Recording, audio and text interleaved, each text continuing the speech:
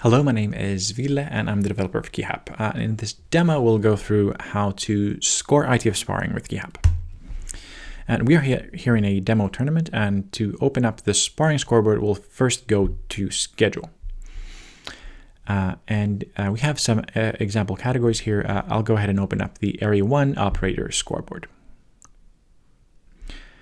And so this feeds off of the schedule, so whichever category is first in the schedule will open up here first as well. And the way ITF sparring generally works is that each corner judge has a separate tally of points scored by each competitor. So when something happens, the judges don't need to agree whether on that was a point. Each will score it separately. And then in the end, each judge will look at which competitor they thought scored the most points and give them their vote, meaning that if the winner usually gets 4-0 or 3-1 or that sort of thing. And first we'll go through how to do the actual scoring by corner judges. So let's go to Judge 1 here. So this is on the left-hand side of the operator, closer to the table. And we'll select Attach Device here from the menu. And a QR code will appear, which we can read with our phone's camera.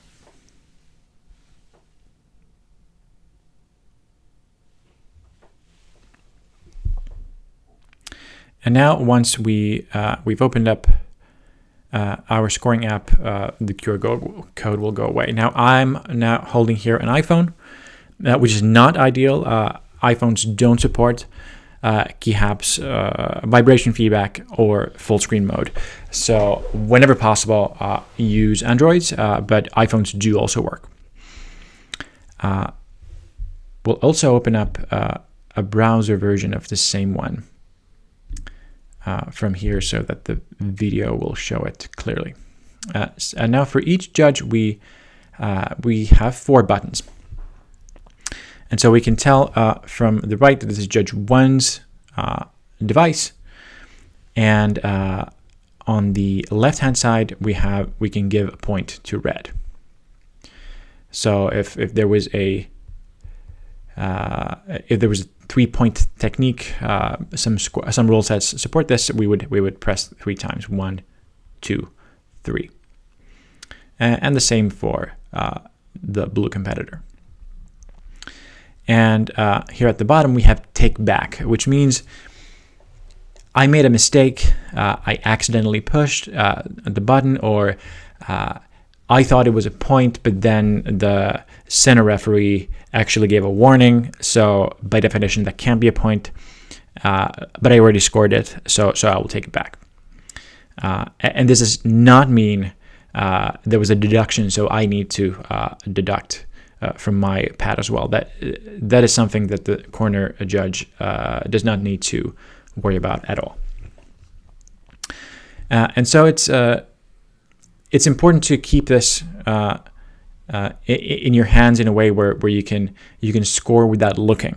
And here's where the Android version's vibration feedback is really helpful. Where when you press, you can tell from the buzz that the point was registered. And so let's go back to the operator view and see what that looks like from the table's perspective. So now that Judge 1 has 3 for red and 1 for blue, that means red is winning on their card. Also means that here at the top, red has 1 vote. That means red doesn't have a majority, so the corners here are still white, but red has more votes than blue. And now if we give some more to blue, it'll first go to back to a tie, and then and now blue has more.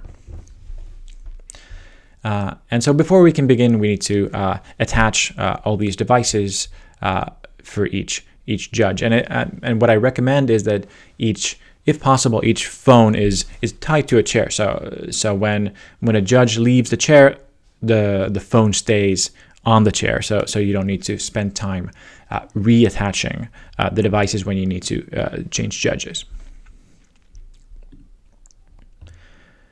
And next, let's look at warnings and deductions. So here now on at Judge 1's papers, we have 4 for blue and 3 for red. Now, if red gets a warning, that's fine. You can get 1 warning or 2 warnings without it affecting his score at all. But 3 warnings is always a deduction. So now when red has 3 warnings, they have -1 to start with on each judge's paper. And so 0-0 here, but the 3rd warning is a deduction, and a straight deduction works the same way. Now notice that that this happens automatically on the judge's corner pad. So it's important for the corner judge to remember not to do anything when a warning that's Jui and then deductions, it's a kamsom. When those are given, that's between the center referee and the table staff, and it would be an error to sort of double deduct when there's a 3rd warning or a deduction.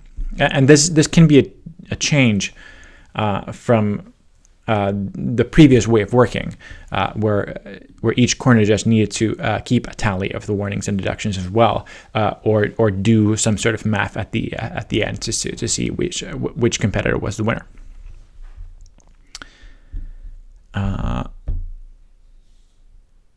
And so that's all we have for the corners. Let's have one look at the audience mode as well, just to see how things look from here. And here you can tell that the orientation is different. So Judge 1 is here on the upper right corner, because that's the thinking is that that's further from the other edge of the mat.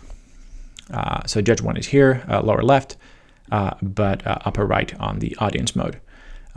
Otherwise, this looks, I guess, the way you would expect. And the other things to have a look at is what the operator needs to be aware of when running this category. So we already quickly had a look at warnings and deductions. They are here. You can give warnings to each competitor. There are also hotkeys for warnings for red and blue if that's something you want to use. The other important thing is the timer. So here, as a default, we have 2 rounds of 2 minutes with a 30-minute rest in between. Meaning that when we start here, the clock will run for 2 minutes, like so. Now it's running here on the audience side as well. And now it depends on the rule set, actually, whether time stops when there's some sort of pause, so somebody exits the area, or there's some other there's a warning, there's a deduction, etc. So important for the table staff to be aware of whether the timer stops in there or not. And you can the hotkey here is spacebar, so you can from the spacebar just quickly start and stop the timer. And it's common that different categories have differing sets of match lengths. So it could be that black belts have more rounds than color belts, or that kids' rounds are shorter, and that sort of thing. So that can be configured per match here, if need be. But that can be also configured from the schedule so that it's automatically correct, and that's what I recommend. The other thing to sort of agree on and enforce is what does it mean for there to be a rest. So let's now imagine that the first round is over, and the 30-second rest will begin. So by default, the resting timer will start automatically. Here, so the gong went off because we have auto gong enabled, and the resting timer will run if we do nothing. And so now there are two main ways that the rest might end. The one way for it to end is for the rest timer to go to 0,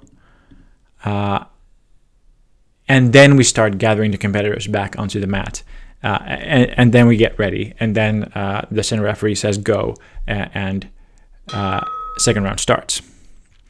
Now that requires the operator to manually pause here. If the operator does nothing, what will happen is that the rest timer will automatically sound the gong, and time will start. Now, over the course of the day, this would save time. If the rest were always a set length, it would be great if that would save like 5 seconds here and there, 10 seconds here and there. So generally this is a good idea, but it does require some coordination, and the center referee needs to be aware of the timer and say, okay, there's now 10 seconds of rest left. Now please come back. But yeah, this is something that it's a good idea to agree upon beforehand. I think both these different ways of working are totally fine. Now then, if we need an extension, we can set the length here. By default, it's 1 minute, and then once the timer has run to 0, we enable an extension here. So the audience scoreboard will say X'd, and play will continue as you would expect. So the scores will stay the same, and we just see whether we can get a winner or not. Now this is something that the operator needs to be aware of as well. So different rules call for different action here. Again, so maybe there is no extension. Maybe there's a category where you can just leave it as a tie, and so the system will not enforce that. You can run an extension even though here we do have a draw. Even if it weren't, you could still run the extension. The system will not stop you. But yeah, important to be aware of what the rules are in these rare cases where there, well, it's not that rare, but anyway, if there's a draw, and if the extension does not yield a winner, then usually the rule is that there's some sort of golden point. The scoreboard has no special facility for that. So you would say, again, differs by group, but generally something like the judge would stand up and would show a flag after the center referee stops play. But there's nothing to do here on the operator scoreboard. There isn't golden point is not time limited either. So you would let the timer be at 0, and would let the golden point round go on as long as it needs to. And then in some groups there are special rules for executing mid-air kicks per round. So this can be enabled from here. And let's disable the extension here, and actually we'll go back to round 1 just so this is clearer. So and we'll reset judge 1 as well. So this is a special rule where if you don't on every round execute a mid-air kick, you get a 2-point deduction for that round. So the way this works is that the center referee will signal to the operator saying, okay, I saw a mid-air kick from red, and then the operator would mark it as from round 1, and if we have the same for blue, then both will get that kick it'll get scored, and now we're back to 0. But yeah, this is not used by every rule set. Autogong can be disabled from here. You can let's put on some example scores here, if we can, like so. You can reset everything from here, and you can also manually sound the gong if that's better. If a competitor doesn't show up, you can mark them as dead on start from here. This is mainly in the interest of some ranking systems where it's a different thing to lose a match versus not show up. And that's how you do it from here.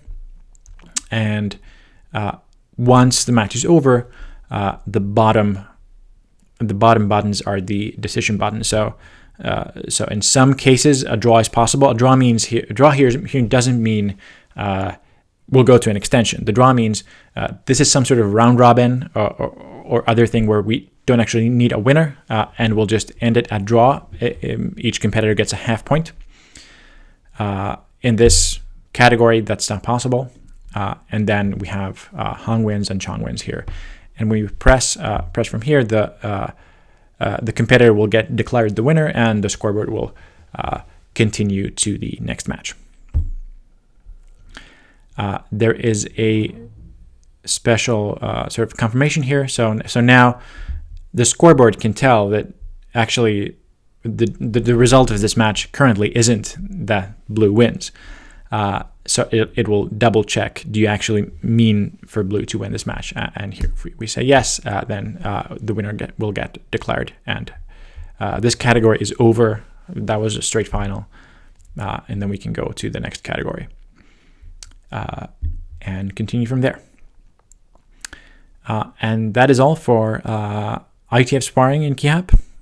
If you have any questions, please send me an email. Put up a comment on YouTube, and thanks for using Kihapp.